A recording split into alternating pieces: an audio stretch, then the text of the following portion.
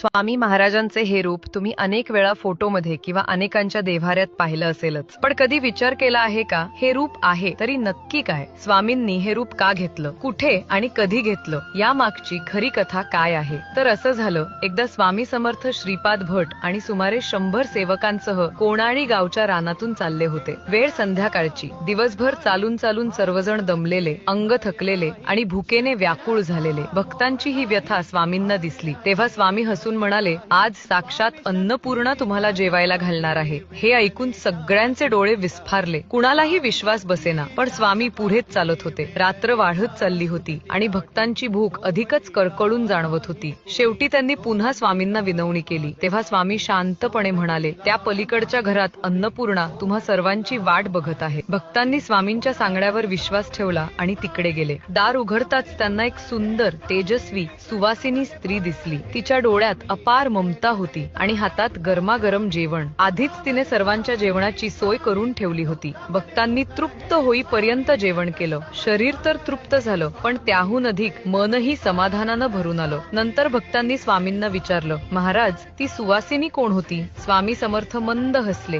आणि म्हणाले, ती दुसरी कोणी नसून माता अन्नपूर्णाच होती. तुम्हाला जेवायला घालण्यासाठी ती माझ्याच रूपातून प्रकट झाली होती. म्हणूनच स्वामी समर्थांना अनेक भक्त स्वामी आई म्हणूनही हाक मारतात. भक्त जेव्हा आई म्हणून हाक देतात तेव्हा स्वामी खऱ्या आई वडिलांसारखे धावून जातात. म्हणूनच त्यांना सर्वव्यापी, सर्व गुणसंपन्न आणि अन्नपूर्णेच्या मूर्तिमंत रूपात मानलं जातं.